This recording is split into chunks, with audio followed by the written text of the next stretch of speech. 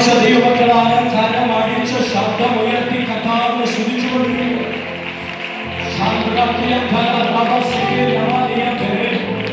അങ്ങനെയുള്ളവർ നിമിഷങ്ങൾ കർത്താവിനെ സ്തുതിച്ചു തുടങ്ങുന്നു.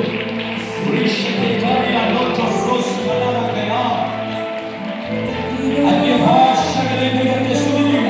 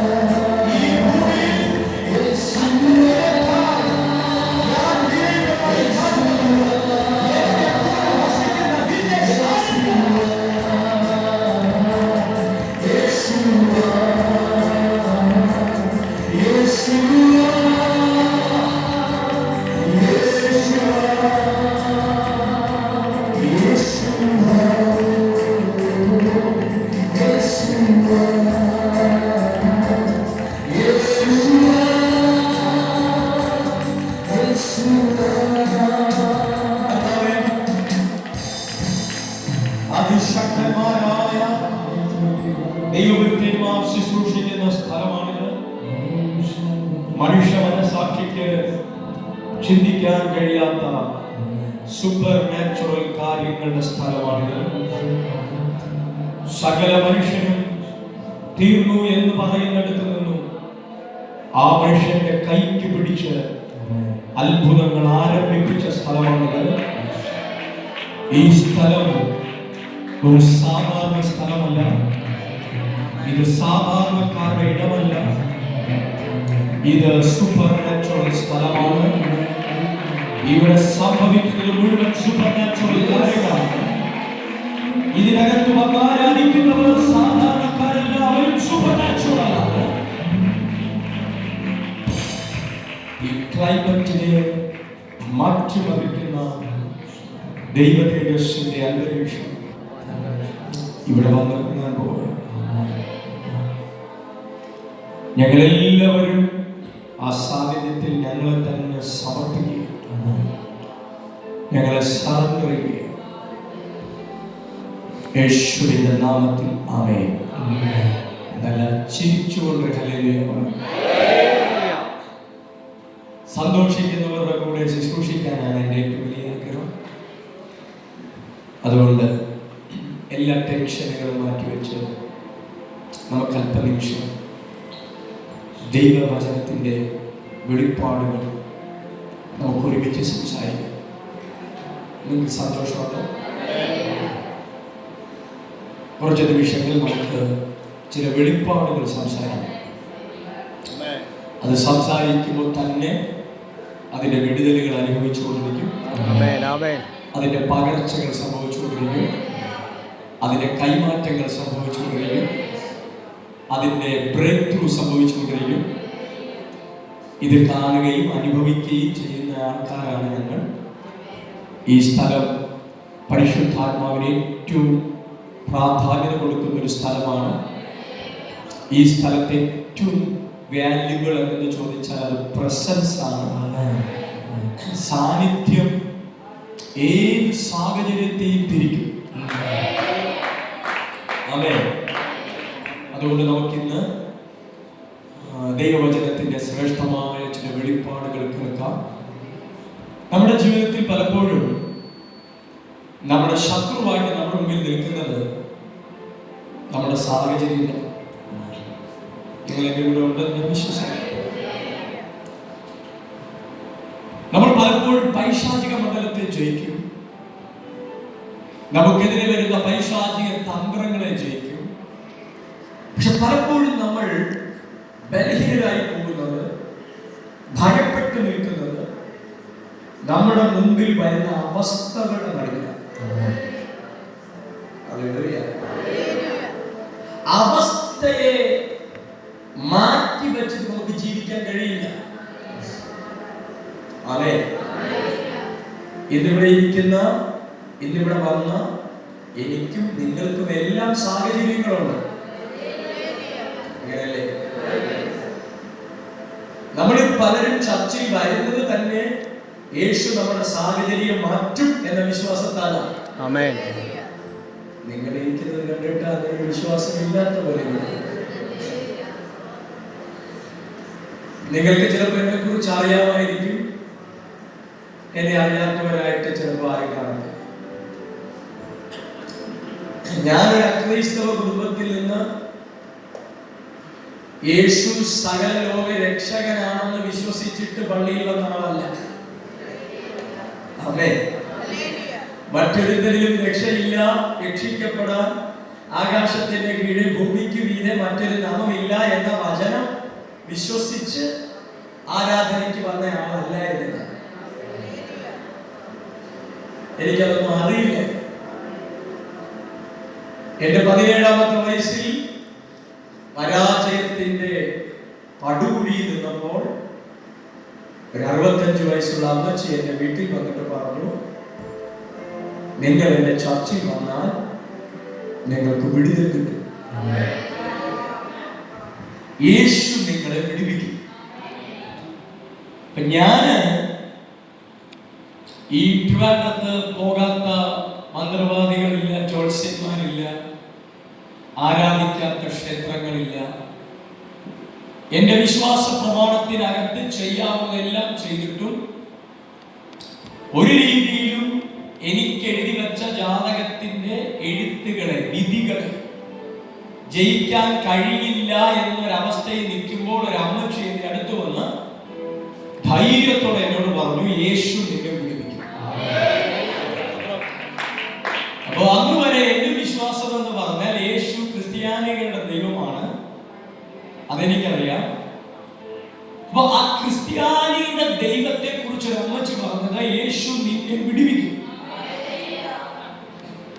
യേശുവിൽ അന്ന് എനിക്ക് വലിയ വിശ്വാസമൊന്നും ഇല്ലായിരുന്നു.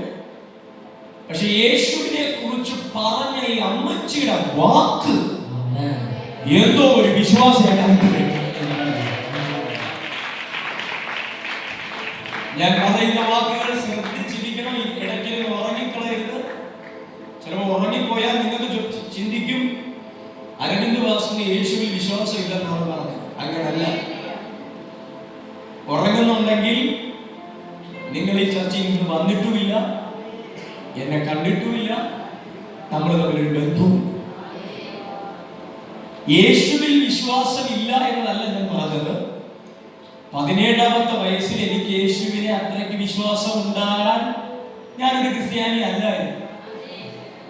പക്ഷേ ആദ്യമായിട്ടൊരു അമ്മച്ചി എന്നോട് യേശുവിനെ കുറിച്ച് പറഞ്ഞപ്പോൾ, ഈ യേശു എന്ന നാമത്തിൽ വിശ്വസിക്കാൻ യേശു ആരാണോ, യേശുവിൽ എന്തുണ്ടെന്നോ, യേശു എന്തു ചെയ്തെന്നോ എനിക്കറിയത്തില്ല. പക്ഷേ ആ യേശുവിന്റെ നാമത്തിൽ വിടുതലുണ്ടെന്ന് അമ്മച്ചി പറഞ്ഞപ്പോൾ, ആ അമ്മച്ചി പറഞ്ഞ വാക്ക് എന്തോ എനിക്കൊരു വിശ്വാസമുണ്ട്.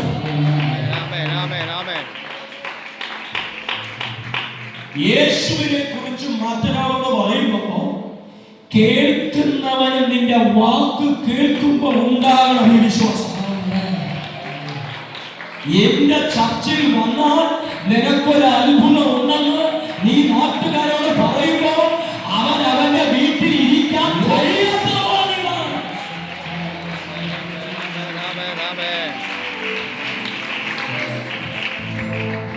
എല്ലായിടത്തും പോയി നശിച്ചു നിൽക്കുന്ന ഒരുവനോട് എന്റെ പാസ്റ്ററിനെ വന്നൊന്ന് കണ്ടാൽ നിന്റെ ചരിത്രം മാറുമെന്ന് പറയുമ്പോൾ, ഈ ഭൂമിയിൽ അവൻ ഇതുവരെ കണ്ടിട്ടില്ലാത്ത ഏതോ ഒരു ദിവ്യ പുരുഷനാണ് നിന്റെ പാസ്റ്റർ എന്ന് അവന് തോന്നണം.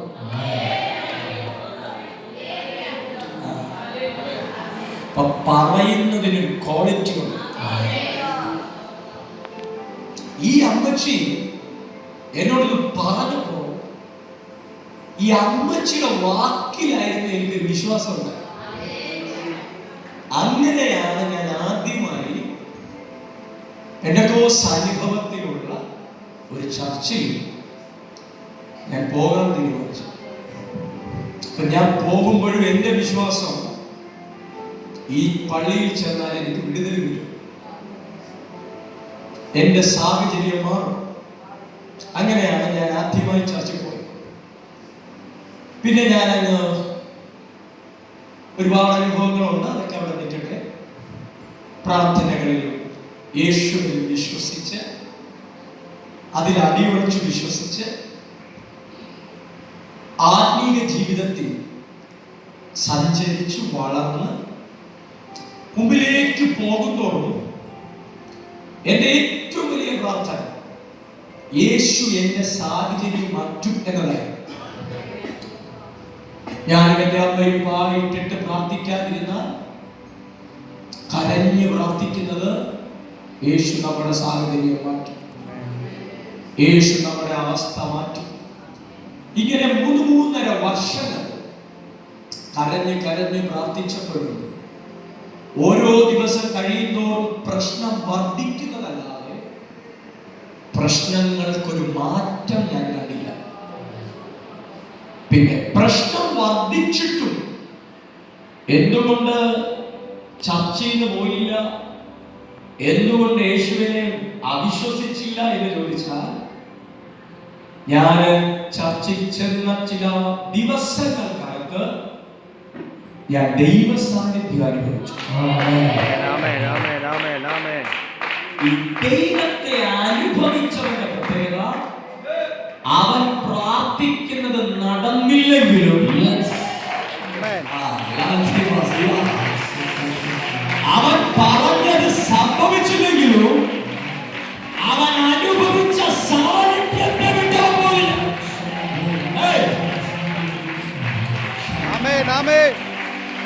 അവന്റെ പ്രാർത്ഥനാ വിഷയത്തിന് മറുപടി താമസിച്ചാലും, അവൻ കൂട്ടായ്മയ്ക്കകത്തുകാരും അവൻ ആത്മബന്ധത്തിനകത്തുകാരും അവൻ അഭിഷക്തന്മാരെ കീഴിക്കാരും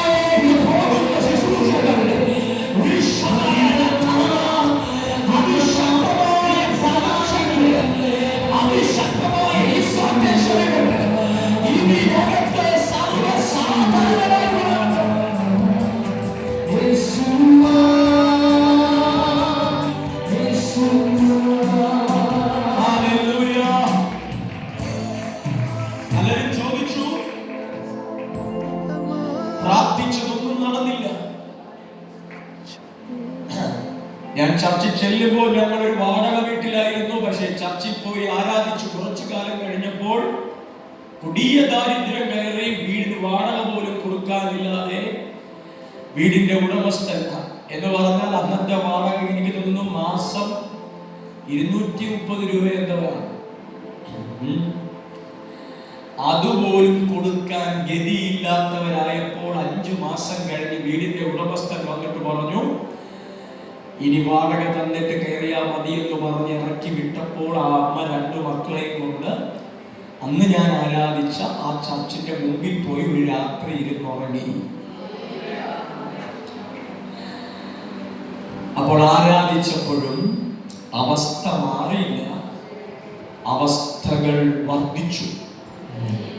അപ്പൊ ഗതിയില്ലാത്ത 3 പേർ അക്രൈസ്തവ കുടുംബത്തിൽ നിന്ന് ഇറങ്ങി വന്നവർ, ബന്ധുക്കളും ചാർച്ചക്കാരും യേശുവിനെ ആരാധിക്കാൻ പോയി എന്നറിഞ്ഞതോടുകൂടി നിന്ദയും പരിഹാസവും ശാപങ്ങളും കൊണ്ട് പൊതിഞ്ഞപ്പോൾ ഇനി കയറി ചെല്ലാൻ ഒരു വീടില്ല, ചോദിക്കാൻ ആളില്ല, കൈനീട്ടിയാൽ തരാൻ ആരുമില്ലെന്ന് ഞാൻ രക്ഷിക്കപ്പെട്ട ചർച്ചുകാർക്ക് മനസ്സിലായപ്പോൾ അവരൊരു തീരുമാനമെടുത്തു. ചർച്ചിന്റെ കോമ്പൗണ്ടിൽ ഈ 3 പേർക്ക് വേണ്ടി ഒരു ഷെഡ് കെട്ടിക്കൊടുക്കാം, തൽക്കാലം അവർ അവിടെ കിടക്കട്ടെ, കാരണം ഇവർക്ക് വാടക കൊടുക്കാനില്ല.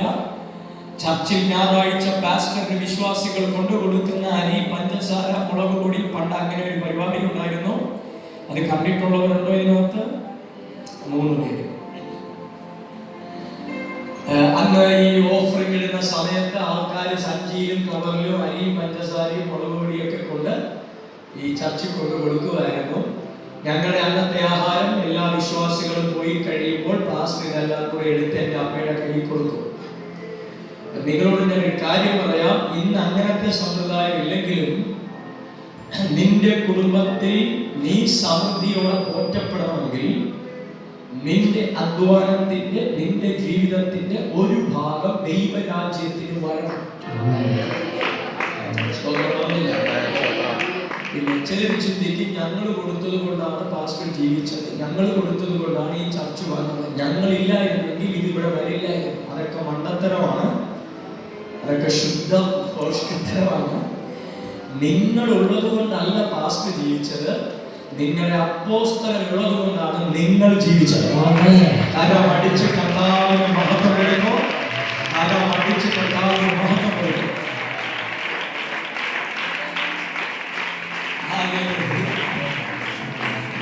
അതാണ് അതിന്റെ ഒരു സത്യം, അതാണ് അതിന്റെ ഒരു സത്യം. അതുകൊണ്ട് നിങ്ങളുടെ ലൈഫിന്റെ ഏതൊരു പാർട്ടാകട്ടെ അതിൽ ഒരു ഭാഗം ദൈവരാജ്യത്തിൽ ഉണ്ടായിരിക്കണം.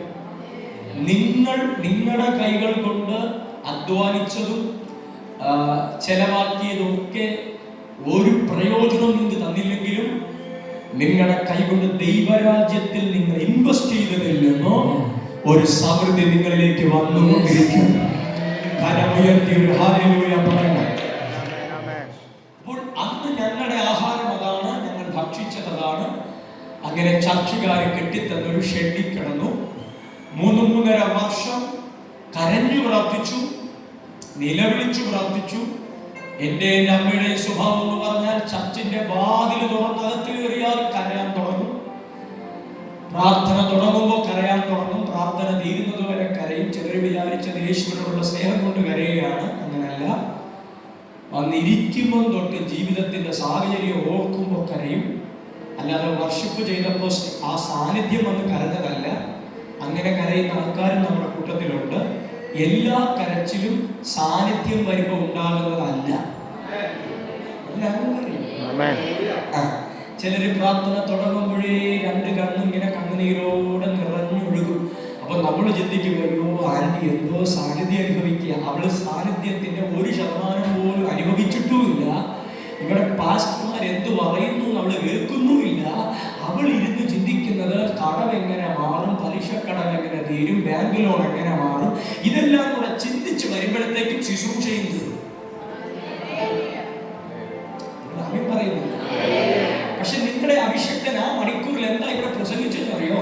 നീ അനുഭവിക്കുന്ന അവസ്ഥകളെ എങ്ങനെ ജയിക്കാം, നീ അനുഭവിക്കുന്ന പ്രതിസന്ധികളെ ജയിക്കാൻ എന്ത് ചെയ്യാം, ഇതെല്ലാം ആത്മതലത്തിൽ പ്രസംഗിക്കുമ്പോൾ നമ്മൾ അവസ്ഥയെ കുറിച്ച് ചിന്തിച്ച് ചിന്തിച്ച് ചിന്തിച്ച് ചിന്തിച്ച് മീറ്റിംഗ്.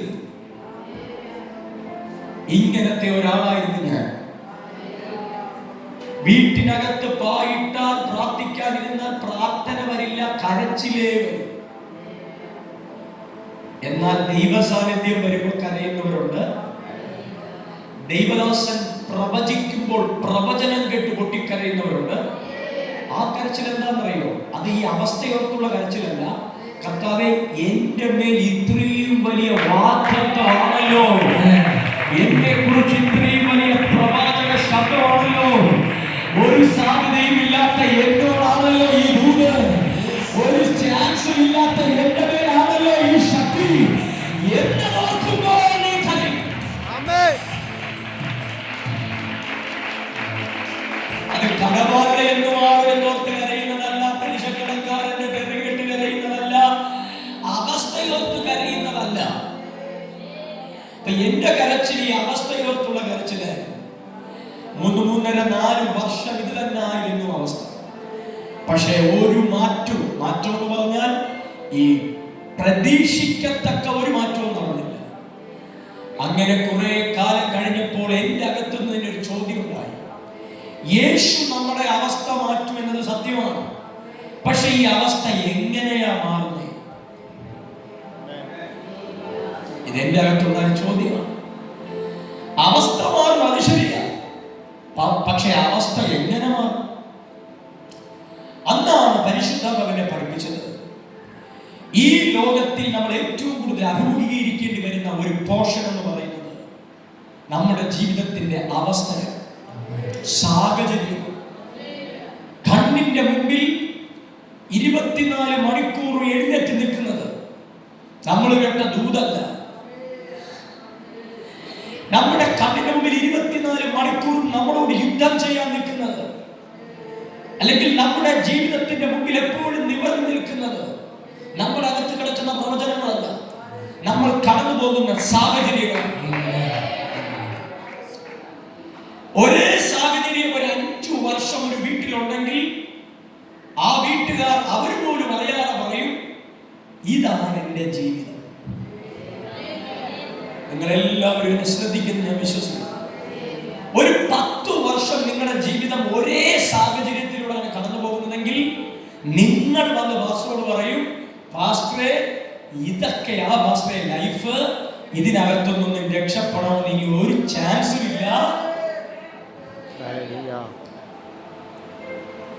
ഒരേ സാഹചര്യം ഒരുപാട് വർഷങ്ങൾ നമ്മുടെ കുടുംബത്തിൽ തുടരുമ്പോൾ നമ്മൾ അറിയാതെ നമ്മൾ ഈ സാഹചര്യത്തെ വിശ്വസിക്കും. പക്ഷെ ഞാൻ നിങ്ങളോട് എന്റെ ജീവിതം കൊണ്ട് പറയാം, സാഹചര്യങ്ങൾ എത്ര വർഷം നിങ്ങൾക്കെതിരെ നിന്നാലും സാഹചര്യം മാത്രമാണ്, സാഹചര്യം സത്യമല്ല.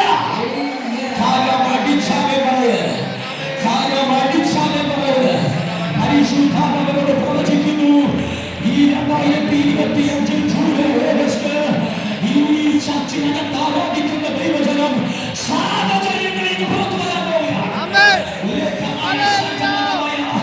ഒരുപാട് നിന്നെ തളർത്തിയ, ഒരുപാട് നിന്നെ വേദനിപ്പിച്ച, ഒരുപാട് നിന്നെ ടോർച്ചർ ചെയ്ത ചില സാഹചര്യങ്ങളെ ചർച്ചോളം ചെയ്യാൻ പോവുകയാണ്.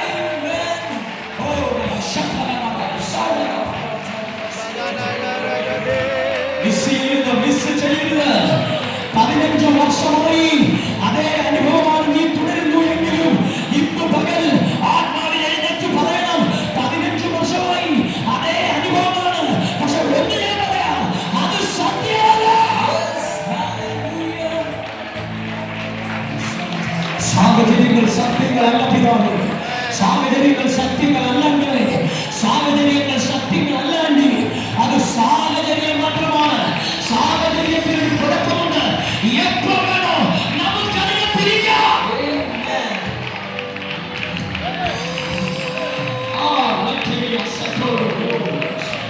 വർഷങ്ങൾ കൊണ്ട് നിന്റെ കുടുംബത്തിൽ അത് നിന്നോട് യുദ്ധം ചെയ്യുമായിരിക്കാം. വർഷങ്ങൾ കൊണ്ട് നിന്റെ മിനിസ്ട്രിയോട് അത് യുദ്ധം ചെയ്യുമായിരിക്കാം. വർഷങ്ങൾ കൊണ്ട് നിന്റെ മുമ്പിലുള്ള സാമ്പത്തിക മേഖലയെ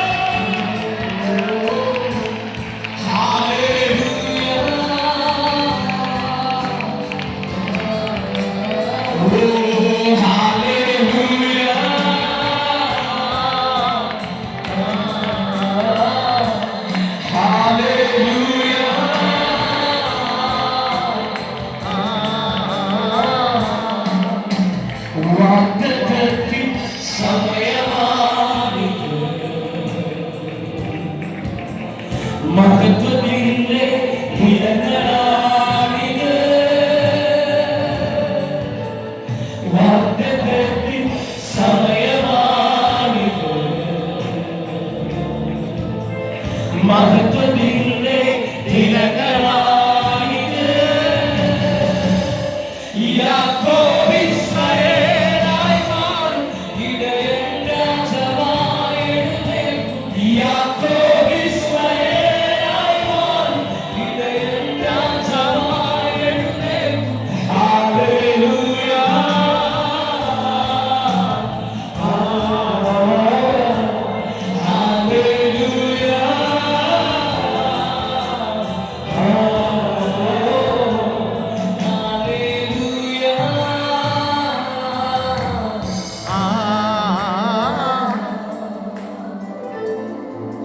നമ്മുടെ വിശ്വാസം അവിശ്വാസമായി മാറുന്നത് പോലെ ഈ സാഹചര്യം നമ്മളോട് യുദ്ധം ചെയ്യും. നമ്മുടെ ദൈവദാസൻ നമ്മളോട് പറഞ്ഞ ദൂതുകൾ ഒരിക്കലും നടക്കത്തില്ലെന്ന് നമ്മൾ ചിന്തിക്കുന്നത് പോലെ സാഹചര്യം നമ്മളോട് യുദ്ധം ചെയ്യും. നമ്മുടെ തലയിൽ കൈവച്ച് നമ്മുടെ പ്രവാചകൻ പ്രവചിച്ച പ്രവചനങ്ങൾക്ക് ഇനി ഒരു സാധ്യതയും ഇല്ല എന്ന് നമ്മളെ കൊണ്ട് ചിന്തിപ്പിക്കുന്നത് പോലെ അവസ്ഥകൾ നമുക്കെതിരെ യുദ്ധം ചെയ്യും. ഇനി ചർച്ചിൽ പോയിട്ട് എന്ത് കാര്യം, ആരാധിച്ചിട്ട് എന്ത് കാര്യം, ദൈവവേല ചെയ്തിട്ട് എന്ത് കാര്യം, അഭിഷക്തന്റെ കൂടെ നിന്നിട്ട് എന്ത് കാര്യം എന്ന് നീ ചോദിക്കുന്നത് പോലെ സാഹചര്യം നിനക്കെതിരെ യുദ്ധം ചെയ്യും. അപ്പോഴും നീ ആത്മാവിൽ വിളിച്ചു പറയേണ്ടത് ഇത് സാഹചര്യം മാത്രമാണ്. ഏതൊരു മനുഷ്യനും പ്രസംഗിക്കുന്ന ഞാനാകട്ടെ, നിങ്ങളെ നയിക്കുന്ന നിങ്ങളുടെ ഇടയനാകട്ടെ, ഇതിനകത്തിരിക്കുന്ന ഓരോ വ്യക്തികളാകട്ടെ, ഏതൊരു മനുഷ്യനും കടന്നു പോകേണ്ടി വരുന്ന, അല്ലെങ്കിൽ ഏതൊരു മനുഷ്യനും കടന്നു പോകുന്ന ഒരു കാര്യമാണ് നമ്മുടെ സാഹചര്യം. അപ്പോൾ എന്റെ മനസ്സിൽ ഞാൻ ദൈവത്തോട് ചോദിച്ചു, സാഹചര്യം യേശു മാറ്റുമെന്ന് എനിക്കറിയാം. സാഹചര്യം മാറാൻ വേണ്ടി ഞാൻ പ്രാർത്ഥിക്കുന്നു. പക്ഷെ സാഹചര്യം എങ്ങനെ മാറും? അന്ന് പരിശുദ്ധാത്മാവ് എന്നെ പഠിപ്പിച്ചു, സാഹചര്യം നിന്നിൽ നിന്ന് മാറണമെങ്കിൽ നീ സാഹചര്യത്തെ കുറിച്ച് സംസാരിക്കരുത്. മക്കളെ കേൾക്കുന്നുണ്ടോ? നിങ്ങൾ കേൾക്കുന്നുണ്ടോ? ഈ ചെറുപ്പക്കാരെ കേൾക്കുന്നുണ്ടോ? എന്റെ ശുശ്രൂഷയിലെ ഏറ്റവും വലിയ ഗസ്റ്റ് നിങ്ങളാണ്. ഞാനൊരു തലമുറയുടെ ശുശ്രൂഷ.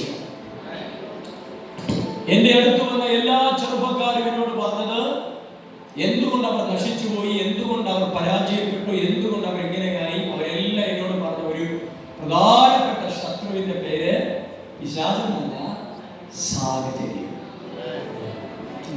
ഇന്ന് ഭൂമിയിൽ ഒരു കാര്യം സംഭവിക്കുമ്പോൾ നിങ്ങൾ അവരോട് പോയി ചോദിക്കുക, എന്തുകൊണ്ട് നിങ്ങൾ ഇങ്ങനെയായി, എന്തുകൊണ്ട് നിങ്ങളുടെ കുടുംബം ഇങ്ങനെയായി, അവരെല്ലാം അവസാനം പറയുന്ന ഒരു വാക്കാണ് സാഹചര്യം. അതൊരു വലിയ ശത്രുവാണ്. എന്നാൽ നീ ജയിച്ചു തുടങ്ങേണ്ടത് ആ അവസ്ഥയാണ്. സാഹചര്യങ്ങളാൽ ഈ ചർച്ചിലെ ഒരു കുടുംബം പോലും നശിച്ചു പോകില്ല.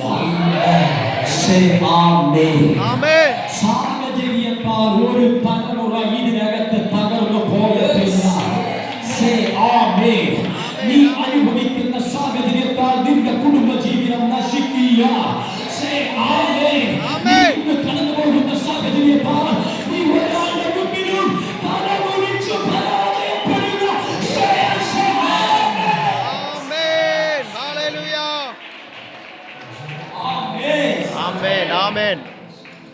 പരിശുദ്ധാത്മാവിനോട് പറഞ്ഞു, മകളെ, സാഹചര്യം മാറണമെങ്കിൽ ഒന്നാമത്തെ വഴി സാഹചര്യം പറയുന്ന നാവ് അടയ്ക്കുക. അന്ന് എനിക്ക് മനസ്സിലായത്, ഞാനൊരു ദിവസം 24 മണിക്കൂറുണ്ടെങ്കിൽ അതിലേറ്റവും കൂടുതൽ സംസാരിക്കുന്നത് എൻ്റെ സാഹചര്യമാണ്. പ്രാർത്ഥനയ്ക്ക് പോയാൽ എന്ത് പറയും? പ്രാർത്ഥനയ്ക്ക് വന്നിരുന്നാൽ എന്താ പറയുന്നത്? സാഹചര്യം. വീട്ടിൽ പ്രാർത്ഥിക്കാതിരുന്നാൽ എന്താ പറയുന്നത്?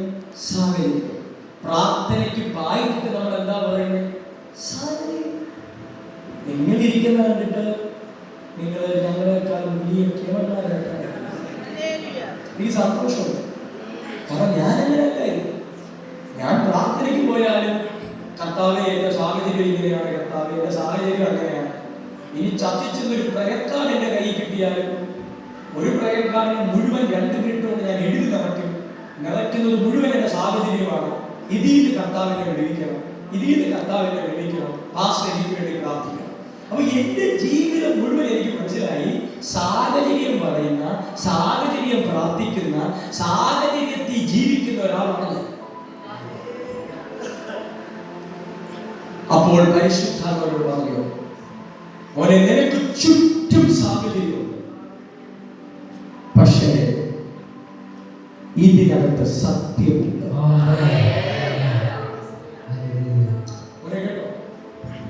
നിങ്ങളുടെ ലൈഫ് മുഴുവൻ നിങ്ങൾ കടന്നു പോകുന്ന ഒരു അവസ്ഥ, പക്ഷെ നിന്റെ കയ്യിലിരിക്കുന്ന ഈ പുസ്തകത്തിനകത്ത് സത്യം.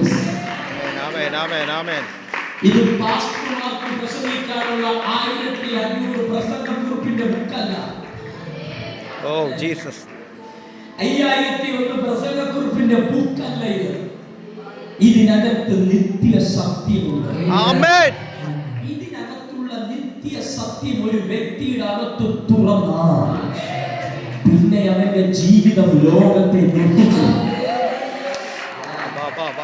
ഇതിനകത്ത് പിതാവായ ദൈവം തന്റെ പുത്രനായ ക്രിസ്തുവിലൂടെ തുറന്നിരിക്കുന്ന വെളിപ്പാടിന്റെ സത്യങ്ങൾ നിന്റെ ആത്മമണ്ഡലത്തിൽ തുറന്നാൽ പിന്നെ ആ പഞ്ചായത്തിലെ ഞെട്ടിക്കുന്ന ജീവിത ശൈലി നിന്റെ കയ്യിലിരിക്കുന്ന വേദപുസ്തകത്തിനകത്ത് മറഞ്ഞു കിടക്കുന്ന ദൈവിക സത്യത്തിന്റെ വെളിപ്പാട് പ്രാർത്ഥിക്കുന്നതിന്റെ ആത്മതലത്തിലൊന്ന് തുറന്നിരിക്കുക. കയ്യിലിരിക്കുന്ന വേദപുസ്തകത്തിൽ മറഞ്ഞു കിടക്കുന്ന വെളിപ്പാടിന്റെ സത്യം ചെറുപ്പക്കാരാ നിന്റെ വിശ്വാസത്തിന്റെ അകത്ത് ഈ രാത്രി തുറന്നിരിക്കുക. തിരുവനന്തപുരം ഞെട്ടുന്ന അടുത്ത ജീവിതം അത് നിന്റേതായിരിക്കുന്നുണ്ട്. ഇത് കഥയല്ല, ഇത് അനുഭവമാണ്.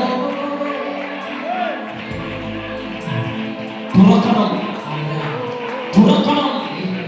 പള്ളിയിൽ വരാനുള്ള ലൈസൻസ് അല്ല ബൈബിൾ. ഞായറാഴ്ച രാവിലെ 9:30 പള്ളിയിൽ വരണമെങ്കിൽ ബൈബിൾ വേണമല്ലോ. അതല്ല ഇത്. നിന്റെ ഏത് സാഹചര്യത്തിനകത്ത് നിന്നും 1000 വാതിലുകൾ അടച്ചാലും അതിനെ തുറക്കാനുള്ള സാധ്യത കരമടിച്ച് ശബ്ദമുയർത്തി.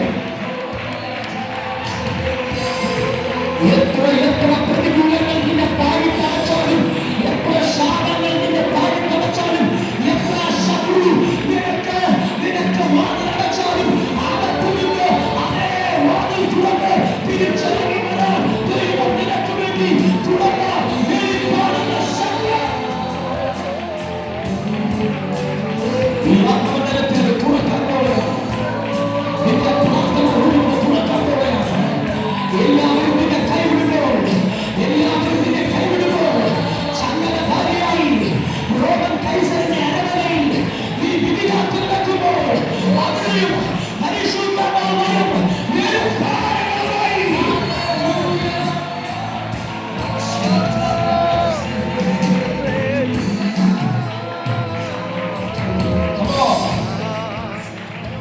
ഇത് ലോകം കണ്ട ജീവിതമല്ല, ഇതിവിടുത്തെ ക്രിസ്ത്യാനികൾ കണ്ട ജീവിതമല്ല. ഒരു മതം ജീവിക്കാനല്ല നമ്മൾ ഇതിനകത്ത് കയറിയത്. ക്രിസ്തീയ കുടുംബത്തിൽ ജനിച്ചു എന്ന് കരുതി ക്രിസ്ത്യാനിയായി മരിക്കണമല്ലോ, അതല്ല ഈ ലൈഫ്. ഇത് ഭൂമിയിൽ നിന്റെ ലൈഫിനെ ക്രൈസ്റ്റ് ലൈഫ് എന്തെന്ന് നിന്റെ ജീവിതത്തിൽ നീ കാണിച്ചു കൊടുക്കാൻ നീ കയറി വന്നിരിക്കുന്ന സ്ഥലമാണ്. ഇവിടെ പള്ളികളില്ലാഞ്ഞിട്ടല്ല, ഇവിടെ പട്ടക്കാരില്ലാഞ്ഞിട്ടല്ല, ഇവിടെ അരമനകളില്ലാഞ്ഞിട്ടല്ല, അവിടെ എല്ലാം ക്രിസ്ത്യൻ റിലീജിയൻ ഉണ്ട്. എന്നാൽ ഇവിടെ ക്രൈസ്റ്റ് ലൈഫ് ഉണ്ട്. എന്തിനാണ് ഇവിടെ കയറിയത്? എന്റെ ജീവിതത്തെ അവന്റെ ജീവിതവുമായി യഥാർത്ഥ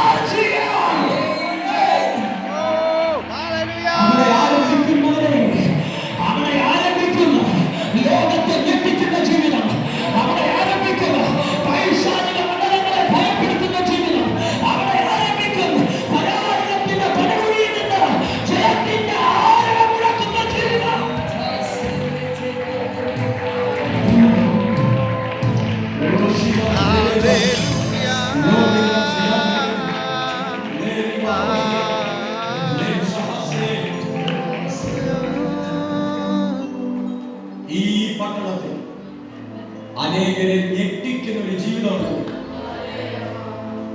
അത് വിശ്വാസമകത്തുള്ളവരുടെ ജീവിതം.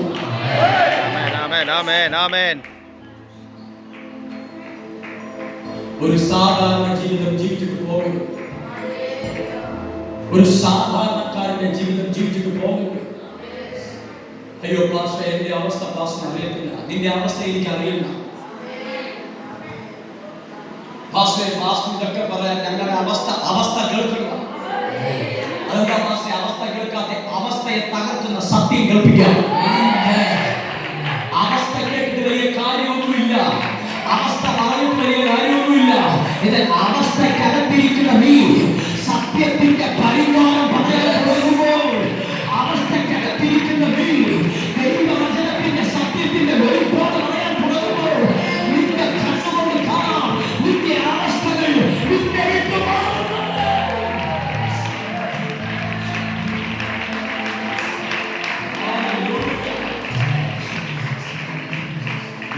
ഇതെന്റെ പ്രസംഗമല്ല.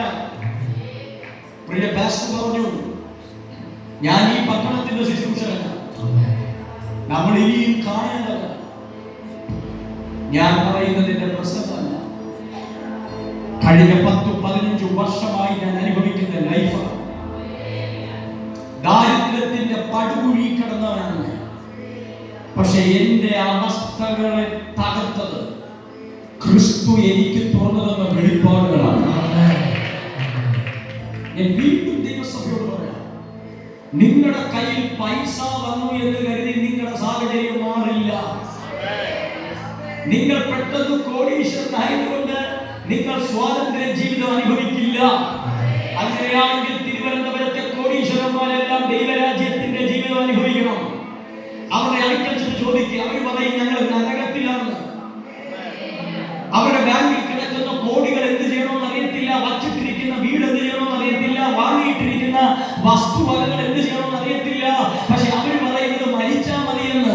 അവർ മരിച്ചാ മതി എന്ന് പറയുമ്പോൾ ഇതൊന്നും കയ്യിലില്ലാത്ത നീ ജയകരമായ ജീവിതം നയിക്കുന്നതിന്റെ പ്രത്യേകത നിന്റെ അകത്ത് വെളിപ്പെട്ട ദൈവിക സത്യത്തിന്റെ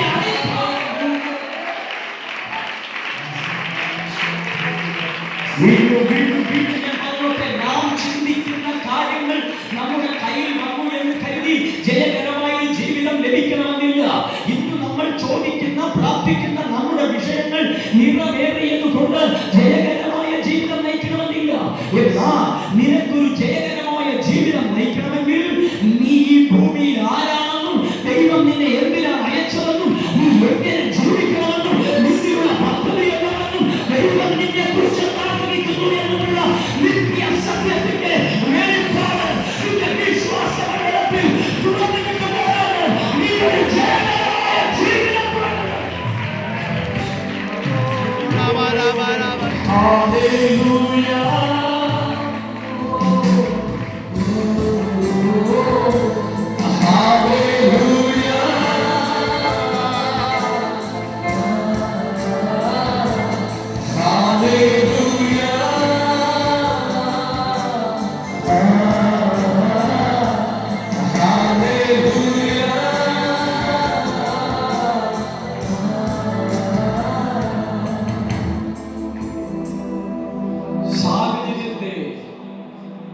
എങ്ങനെ ജയിക്കാം എന്ന് ഞാൻ ദൈവത്തോട് ചോദിച്ചപ്പോൾ ദൈവം പറഞ്ഞു, സാഹചര്യം പറയുന്ന നാവ് അടക്കം.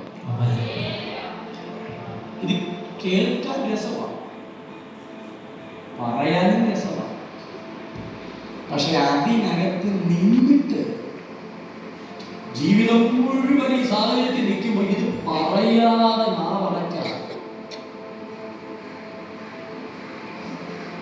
സാഹചര്യത്തിനകത്ത് നിൽക്കുമ്പോൾ സാഹചര്യത്തെ കുറിച്ച് പറയാതിരിക്കണമെങ്കിൽ എന്റെ അകത്ത് സത്യം നിറഞ്ഞു കിടക്കണം.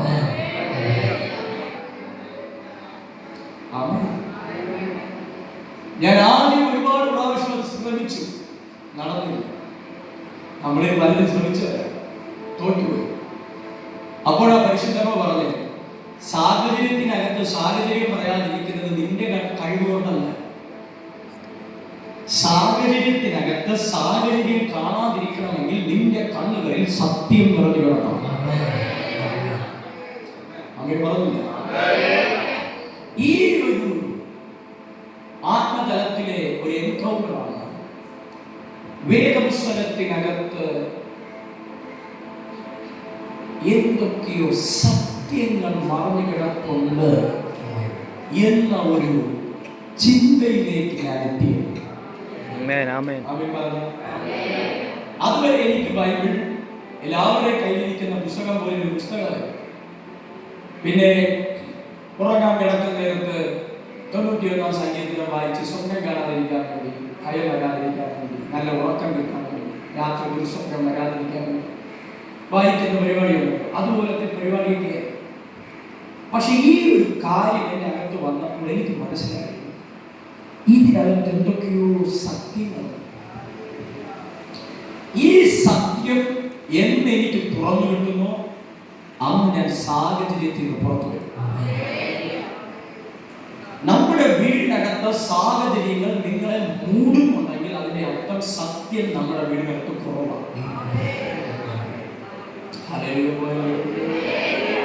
എവിടെയാണോ സത്യത്തെ കുറിച്ചുള്ള പരിജ്ഞാനം ഇല്ലാത്തത്, അവിടെയാണ് പിശാചിന് സാധ്യത. പല വിഷയങ്ങളും നമ്മുടെ വീട്ടിൽ വന്നു, നമുക്കത് എന്താണെന്ന് മനസ്സിലായില്ല, നമ്മൾ അതിനകത്ത് തകർന്നു പോയി. നമ്മൾ പറഞ്ഞു പിശാച് തകർത്തു. പിശാച് തകർത്തു എന്ന് പറയുന്നതിന് മുമ്പ് ആ വിഷയം നമ്മുടെ വീട്ടിൽ വന്നപ്പോൾ അതിനെ എങ്ങനെ ഹാൻഡിൽ ചെയ്യണമെന്നുള്ള സത്യത്തിന്റെ പരിജ്ഞാനം എനിക്കില്ലാത്തത് കൊണ്ട് മലയാളിയാമൻ പറയുന്നു. എന്റെ ജീവിതത്തിൽ ശത്രു ഒരു തന്ത്രവുമായി വന്നപ്പോൾ അത് എന്റെ ജീവിതത്തിൽ സംഭവിച്ചെങ്കിൽ അതിന് കാരണക്കാരൻ ഞാനാണ്. അല്ലാതെ ആ വന്ന 5 തലയുള്ളവനോ 3 കണ്ണുള്ളവനോ 28 കൊമ്പുള്ള അവൻ ആരാണ്? അവൻ വീടുപോയ ദൂതനാണ്. അതിനപ്പുറത്ത് അവനൊരു അഡ്രസ് കൊടുക്കരുത്. ആരാണ് പിശാച്? വീടുപോയവനാണ്. ആരാണ് നീ? വീണ്ടെടുക്കപ്പെട്ടവനാണ്. ഇപ്പോൾ ഞാൻ പറഞ്ഞ സന്ദേശമല്ല, സത്യമാണ്. ഇത് ബൈബിളിലെ ട്രൂത്താണ്. പിശാച് വീണവനും ഞാൻ വീണ്ടെടുക്കപ്പെട്ടവനും. ഈ അടിസ്ഥാനം എന്റെ അകത്ത് കിടന്ന, ഇതൊരു ഫണ്ടമെന്റൽ ഡോക്ടറിനായി എന്റെ ലൈഫിൽ കിടന്ന ഈ പറയുന്ന കള്ളൻ, ഈ പറയുന്ന പിശാച് എന്റെ മുമ്പിൽ വരുമ്പോൾ അവൻ എന്നെ കാണുന്നത് അരവിന്ദായിട്ടല്ല, ക്രിസ്തുവിന്റെ രക്തത്താൽ വീണ്ടെടുക്കപ്പെട്ടവനായിട്ടാണ്. വീണ്ടെടുക്കപ്പെട്ടവൻ വഴിയിൽ കിടക്കുന്നവനല്ല, വീണ്ടെടുക്കപ്പെട്ടവൻ അഭയാർത്ഥിയല്ല. വീണ്ടെടുക്കപ്പെട്ടവനെ കുറിച്ച് ബൈബിൾ പറയുന്നത് അവനെ വിലകൊടുത്തു വാങ്ങിച്ചതാണ്. ജീവിതം മാറുന്നു. നിനക്കെതിരെ ശത്രു പദ്ധതിയുമായി വരുമ്പോൾ അവൻ വിറയ്ക്കും.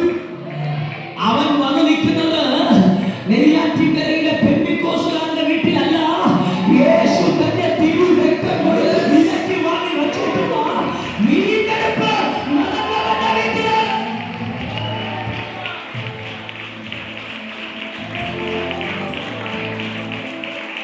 ഞാൻ വെറുതെ പറയുന്നതല്ല, നിങ്ങളുടെ എക്സ്പീരിയൻസ് ചെയ്യുക. എത്ര വലിയ ശത്രു നിന്റെ വീടിന്റെ മുറ്റത്ത് വന്നൊന്ന് നിൽക്കും. എന്താ കയറുന്നില്ലേ? കയറാൻ പറ്റില്ല. കാര്യം വീണ്ടെടുക്കപ്പെട്ടവന്റെ വീടാണ്. ഈജിപ്റ്റ് മുഴുവൻ ബാധിച്ച ബാധ, ഈജിപ്റ്റ് മുഴുവൻ ബാധിച്ച ബാധ ഇസ്രായേൽ താമസിച്ച കൂടാരത്തിന്റെ വാതിൽ വന്ന് നിന്നത്. ആ കൂടാരത്തിന് കൊട്ടാരത്തേക്കാൾ ശക്തിയുള്ളതുകൊണ്ടല്ല, കൊട്ടാരത്തിന്റെ വാതിലില്ലാത്ത ഒരു കൂടാരത്തിന്റെ വാതിലുണ്ടായിരുന്നു. ആ വാതിലിൽ കിടന്ന രക്തം വിളിച്ചു പറഞ്ഞു, അകത്ത് കിടക്കുന്നത് അടിമകളല്ല, രക്തത്തിന്റെ ഉടമകളാണ്. ഇന്ന് ഈ വചനം വിശ്വസിച്ചൊന്ന് ചെയ്യുക. ആ ഈജിപ്ത് എന്ന മഹാരാജ്യം മുഴുവൻ ബാധിച്ച ബാധ ആയിരപ്രായം കൂടാരത്തിൽ കയറിയില്ലെങ്കിൽ പഴയ നിയമത്തിന്റെ ശക്തമാണെങ്കിൽ ഇന്ന് ആരാധിക്കുന്ന ജനം എത്ര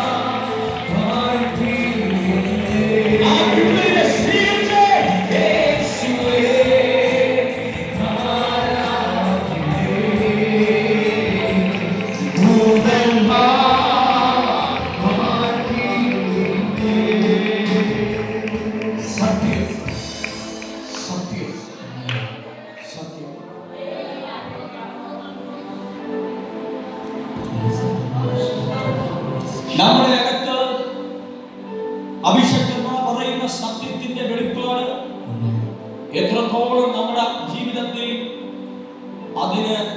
അത് മനസ്സിലാക്കാതെ നമ്മൾ ജീവിക്കുന്നു, അത്രത്തോളം പിശാച് എന്ന് പറയുന്ന വീണുപോയ ദൂതന് നമ്മളിൽ സാധ്യതകളുണ്ട്.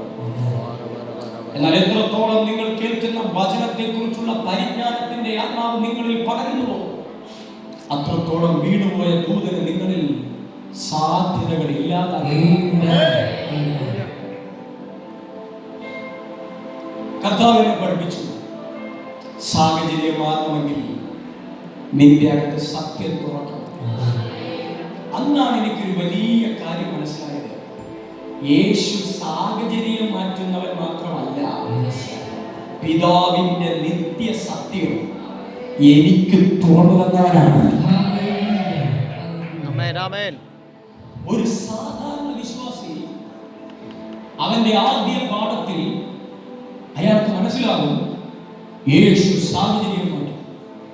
എന്നാൽ അയാളുടെ ആത്മീയ ജീവിതം രണ്ടാമത്തെ ക്ലാസ്സിലേക്കും മൂന്നാമത്തെ ക്ലാസ്സിലേക്കും നാലാമത്തെ ക്ലാസ്സിലേക്കും ആത്മവളർച്ച നടക്കുമ്പോൾ ആ വ്യക്തിക്ക് മനസ്സിലാകും യേശു സാഹചര്യം മാത്രം മാറ്റുന്നയാളല്ല, യേശു സത്യം എന്റെ മേൽ തുറക്കുന്നവനാണ്.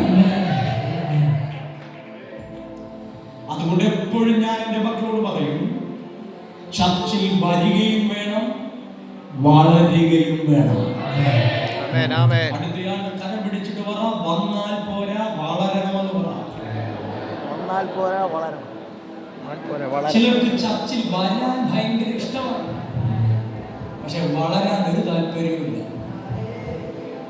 ഹലോ, നമ്മളൊരു നോട്ടീസ് അടിച്ചാൽ അതിലെന്താണ്? ഏവർക്കും സ്വാഗതം, വരിക, അനുഗ്രഹിക്കപ്പെടുക. ഞാനും അങ്ങനെ.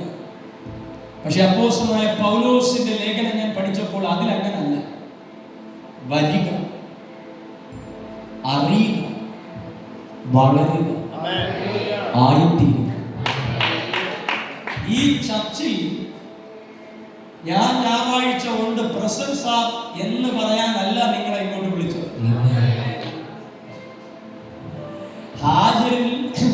ഹാജരിൽ സൈൻ ചെയ്യാൻ ആരും ഇങ്ങോട്ട് വരണ്ട. സബു പാസ്റ്റർ ഞാൻ ഇവിടെ ഉണ്ടായിരുന്നു, പാസ്റ്റർ നീ ഇവിടെ ഉണ്ടായിരുന്നു, നീ ഉണ്ടായിട്ട് വല്ല പ്രയോജനമുണ്ടോ എന്നാണ്. ഞാൻ 20 വർഷമായിട്ട് പുള്ളിയുടെ കൂടെ, അതാണ് ഏറ്റവും വലിയ വർഷം. നിങ്ങൾ ഇതിനകത്ത് കയറിയത് വളരാനാണ്. വളരത്തുമില്ല എന്നാ വരികയും ചെയ്യും. ഈ കാറ്റഗറിയിൽപ്പെട്ട ആരും ഇവിടെ ഉണ്ടാകാതിരിക്കട്ടെ ഞാൻ പ്രാർത്ഥിക്കുന്നു. ഉണ്ടായാൽ അവൻ പാസ്റ്ററിന് തലവേദനയായിരിക്കും, ചർച്ചിന് തലവേദനയായിരിക്കും, എല്ലാവർക്കും തലവേദന. എന്തുകൊണ്ടെന്നറിയോ? വരികയും ചെയ്യുന്നുണ്ട്, വളരുന്നുമില്ല. എന്ന് പറഞ്ഞാൽ 10 വർഷമായിട്ട് ചർച്ചിലുണ്ട്, 10 വയസ്സുകാരന്റെ ബോധം. ആൾക്കാരോട് കയ്യൊന്നും ഉയർത്തണ്ട, എന്റെ ആഗ്രഹം ഇല്ലെന്ന് കേൾക്കാനാണ്. 10 വർഷമായിട്ടുണ്ട്. അപ്പൊ 10 വർഷമായിട്ടുണ്ടെങ്കിൽ ആ മെച്യൂരിറ്റി കാണിക്കണം. പക്ഷേ ഈ പുള്ളി അടുത്ത് പോയാൽ 10 വയസ്സുകാരന്റെ ബോധം. അപ്പൊ നമ്മൾ ഈ ചർച്ചിൽ വരുന്നത് വളരാൻ വേണ്ടിയാണ്. നിങ്ങൾ വളരുമ്പോൾ നിങ്ങൾ ഫലം കഴിക്കും. വളരണം. അടുത്തയാളെ തൊട്ടിച്ചു പറഞ്ഞ വളരണം. ചിലർക്കൊരു കുഴപ്പമുണ്ട്, ഇവർ വളർന്ന് വളയുകയല്ല, വളർന്ന് ഫലമുണ്ടാകണം. ചിലർക്ക് ഇന്ന് നട്ടിട്ട് നാളെ ഫലം എടുക്കണമെന്നാണ് പറയുന്നത്. ഞാൻ വരാം, 1 മാസം നോക്കട്ടെ, ഈ വരണ്ട. ഇതാണ് എന്റെ ലാംഗ്വേജ്. ഈ ആദ്യമായിട്ട് ചിലരുടെ കയ്യിൽ നമ്മൾ മൈക്ക് പിടിച്ച് കൊടുക്കുമ്പോൾ ഈ മൈക്ക് കടന്ന് പുറത്തി എവനും കടന്ന് പുറത്തി ആദ്യമായിട്ട് മൈക്ക് പാസ്റ്ററിലേക്ക് കൊടുക്കില്ല. പാസ്റ്ററിനെ മുൻപ് പിടിച്ചോളാം, എന്നാലും പാസ്റ്റർ എടുക്കുമ്പോൾ പ്രാർത്ഥിക്കും. പ്രാർത്ഥനയല്ല, ഒരു സെന്റൻസും 55 ഹല്ലേലൂയ. ഒരു വാക്ക് പറയാൻ 50 ആമീൻ. എന്നാൽ 1.5 മാസം കഴിയുമ്പോൾ വിറയിൽ അങ്ങ് നിൽക്കും. 2.5 മാസം കഴിയുമ്പോൾ 5 സെന്റൻസിന് 50 ഹല്ലേലൂയ പറഞ്ഞാൽ 5 സെന്റൻസിന് 15 ഹല്ലേലൂയ ഒക്കെ ആയി. 1 വർഷം കഴിഞ്ഞപ്പോൾ പിന്നെ വേറെ ലെവലായി.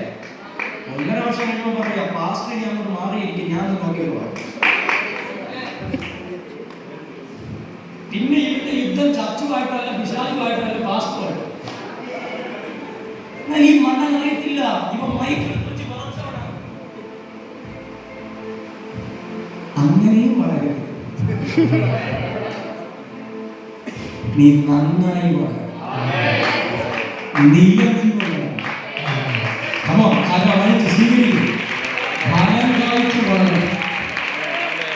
ആ വളർച്ചയെ നിലനിർത്തണം, ആ വളർച്ചയെ സുരക്ഷമാക്കണം, ആ വളർച്ചയ്ക്ക് ഫലം ഉണ്ടാകത്തുള്ളൂ. ഇല്ലെങ്കിൽ താഴും. ഇന്നുണ്ടെന്ന് പറഞ്ഞവരൊക്കെ മാറും. പക്ഷെ ഞാൻ ഇന്ന് സഭയോട് പറയട്ടെ, ആരൊക്കെ മാറിപ്പോയാലും നിന്നെ ആത്മാവിൽ ജനിപ്പിച്ചവൻ നിന്നെ വിട്ട് മാറില്ല. ആരൊക്കെ നിന്നെ തള്ളിക്കളഞ്ഞാലും നിന്നെ ശുശ്രൂഷയിൽ ജനിപ്പിച്ചവൻ നിന്നെ വിട്ട് മാറില്ല.